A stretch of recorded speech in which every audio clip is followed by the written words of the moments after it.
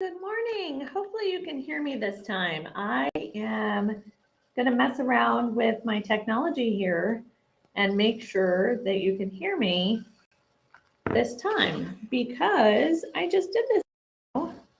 Let's see. Okay, everything looks good. Hopefully you can hear me this time. Technology. Okay, so I'm hoping from the title that you will definitely get a lot out of this video because this is something that is very important to me. I hear this all the time from people that they believe that their doctor has tested them for everything.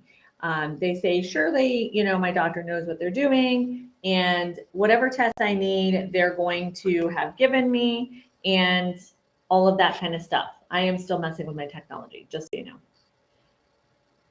All right. At the risk of looking like a incompetent person, I don't know what to say. I just want to make sure that you get this information because it's so important.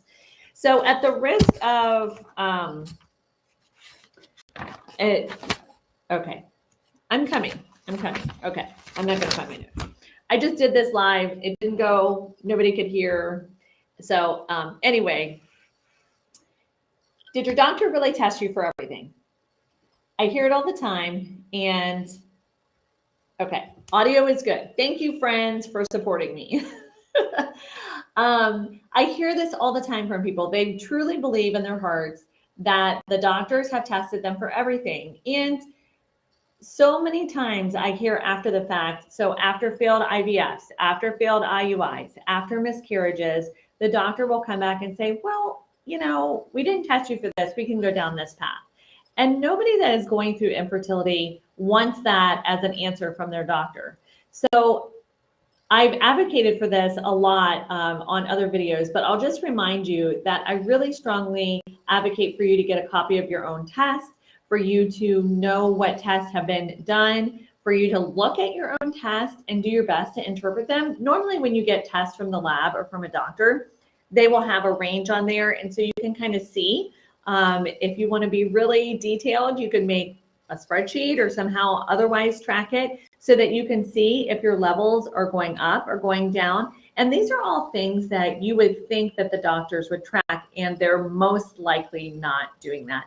They're most not likely not going into that kind of detail in your medical procedures. They have a standard protocol, and it's only after something doesn't work that a lot of times they will come back and say, let's try this, let's try that. Sometimes that means you've gone through a miscarriage. Sometimes that means that you have gone through multiple failed procedures. Sometimes that means that you have spent, upwards of $100,000, like my friend Constance, who is one of my contributing authors in Infertility Success, Stories of Help and Hope for Your Journey, that's coming out this month. So Constance's story is both amazing and heartbreaking. She does get her happy ending, but one of the things that she went through is okay, are you holding on to your seat?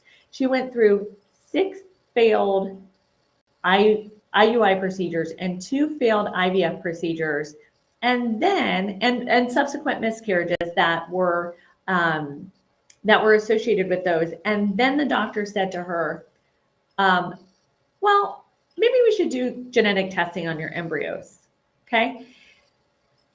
She actually lost the opportunity to use her own eggs and ended up using donor eggs because they did not do genetic testing on the embryos prior to these procedures. Not to mention the thousands and thousands, upwards of $100,000 that she spent on these procedures. It wasn't until they failed that the doctors came back and said to her, let's test the embryos. Well, they ended up finding, not the embryos, not testing the embryos, the sperm. They ended up finding that her husband had something called balanced translocation disorder that was affecting the embryos. And had that been tested up front, she had low ovarian reserve, low AMH. Had that been tested for up front, the balanced translocation disorder, she would have had the opportunity to use her own eggs. She at least would have had a chance. But as it was, they used up the last 6 good eggs that they were able to retrieve. And that was what she was left with, the heartbreak of knowing that she could have had a different outcome. She did get her happy ending, and all's well that ends well, maybe, except for it would have been a missed opportunity for her. So my story also is similar in that if I had found out sooner that I had factor V Leiden, which is a blood clotting disorder. I have a video here if you're watching on YouTube. There's a whole video on factor V, and I was diagnosed with factor V after I had a blood clot in my leg. I had already seen a reproductive endocrinologist, and they did not test me for the blood clotting disorders. Now, I do hear from my clients and from the community that REIs are doing a better job for doing these blood clotting panels and things like that. It's getting a little bit more mainstream, and they're adding that into their protocol. But for me, it definitely would have shortened the amount of time. And honestly, I've never gotten tested for it. So that blood clot literally changed the course of my fertility, because I 100% believe if I had not gotten tested if I had gotten the blood clot in my leg and gotten the testing, then I would have never known. And I was having chemical pregnancies. Factor V is really interesting, and I'll let you watch the video, but in a nutshell, it can cause primary infertility. It can cause secondary infertility. Primary infertility, it can cause very early implantation issues, which was what was happening with me. I was having a lot of chemical pregnancies that I didn't know about. It can cause second and third trimester loss because of clotting in the placenta or in the cord.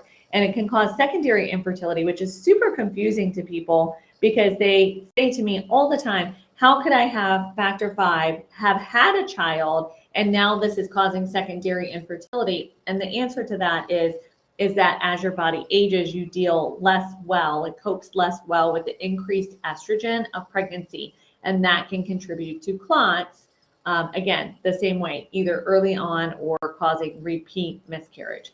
So those things, are things that you want to make sure that everything that you know about, and I'm going to put together a list too of missed testing and misdiagnosed and things like that, tests that you want to make sure that are in your doctor's protocol before you spend the money on IVF, before you spend the money on IUI, because they're super common too, by the way. These things are easily fixed and super common. So if you want to hear the rest of Constance's story, if you want to hear the rest of my story, the book is coming out this month. I'm super excited. It's 19 stories of infertility success after a lot of different scenarios. So some NAPRO technology, some reproductive technology. Some of us, like myself, I couldn't do reproductive medicine because I didn't have enough eggs for them to retrieve. And so my last son was born 7 years after I was told that I would need donor eggs, and that I had a 1% chance of conceiving. So if you want the rest of that story, I dropped the wait list in the description. If you're watching on YouTube and you want more content like this, I'm live every Monday, Wednesday, Friday at noon. If you're watching on Facebook and you want to get notified when I go live, go ahead and go over to YouTube and hit that like and subscribe so you get notified, because Facebook doesn't like to do that. All right, I will see you Wednesday at noon. Health and blessings to you guys.